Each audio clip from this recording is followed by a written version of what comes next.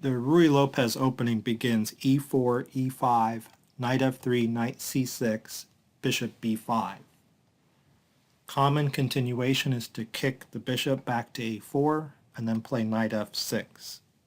So the knight attacks the e4 pawn. White can ignore it and castle with the intent of getting counterplay on the e-file if black does take. Black can take that pawn, and it's called the open variation of the Ruy Lopez, or he can play bishop to e7, and that begins various different closed variations of the Ruy Lopez. So that blocks up the e-file. Rook to e1 guards the e4 pawn, and once white guarded that pawn, he's now threatening to win e5 by removing the defender. So black plays b5 to block the bishop out. It retreats. And now black would like to harass the bishop with knight to a5 and win the bishop pair. But he can't leave protection of his e5 pawn, so first he prepares the move with d6. He also opens the diagonal for his bishop.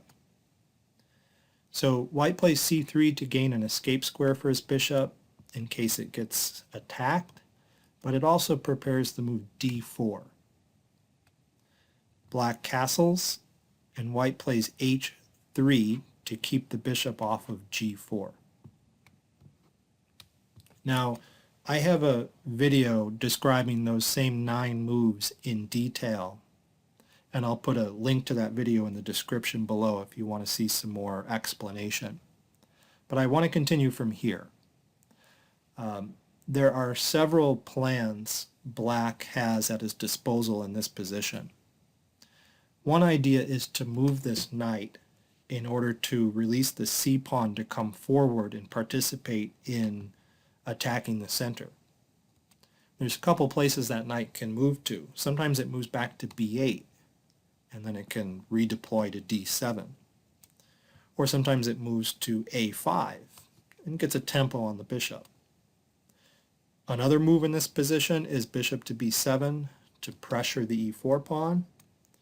And yet another popular move is rook to e8, also to put pressure on the e4 pawn, because black reasons that white would like to push to d4.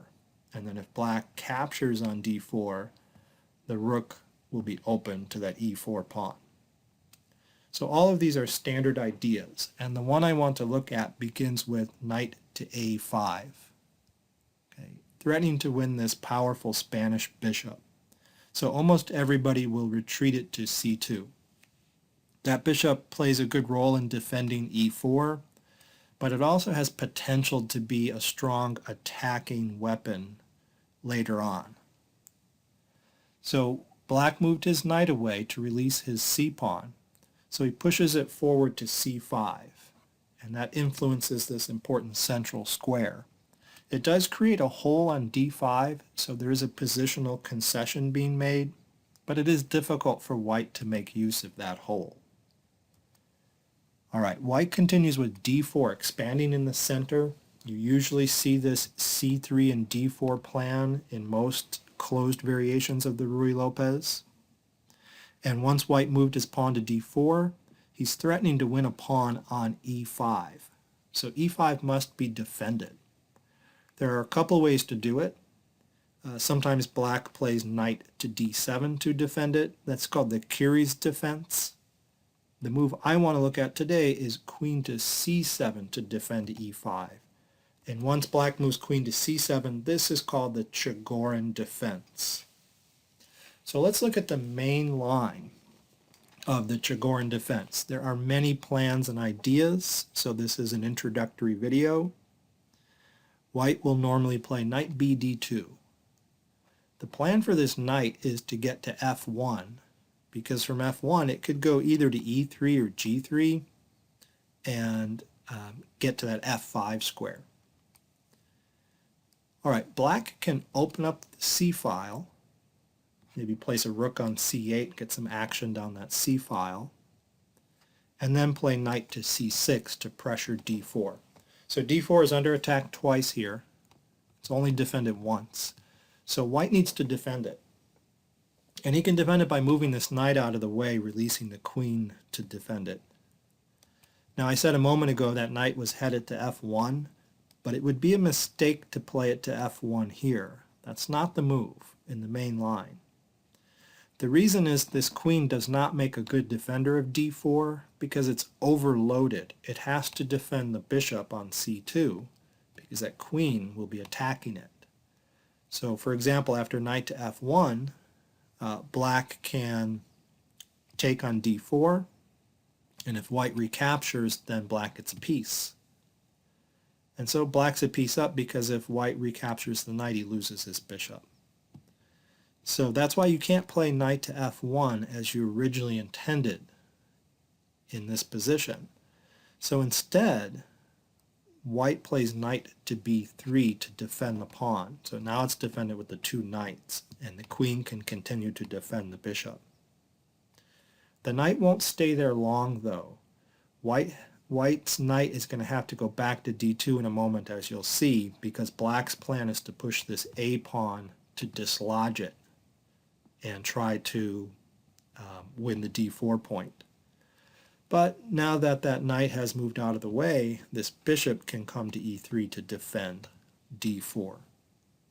So play continues a5 down the main line, bishop to e3 to defend d4, a4, knight b d2.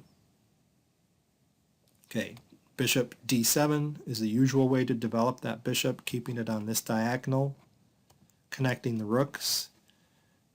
Rook to c1, perfect place for that rook on the open file, pointed at the queen. Queen moves out of the way to b7 normally. So we'll stop the main line there and take a look. Black has done pretty well. This is a good way to play against the Ruy Lopez. All your pieces are developed, your king is safe, your rooks are connected. These pawns are doing a good job at containing white's minor pieces. The knight is well contained over here, the bishop is contained. But white's got some pluses too. He's got this strong classical pawn duo that affords him some more space for his minor pieces. Also, I think his e-pawn is more secure than the counterpart. That e-pawn is well defended by the knight, the bishop, and even this rook. Okay, and that e-pawn is already under attack twice. That e5 pawn is under attack twice. So maybe black needs to get a rook to the e-file. Also, even though I mentioned a moment ago that these black pawns are doing a good job restraining the minor pieces, they are subject to attack. Okay, it's easier to attack black's queenside pawns than it is to attack white's queenside pawns. So both sides have their pluses in this position. I think it's considered to be slightly better for white, and black has not yet overcome the first move disadvantage. All right, so that's all I wanted to say about this Chigorin defense.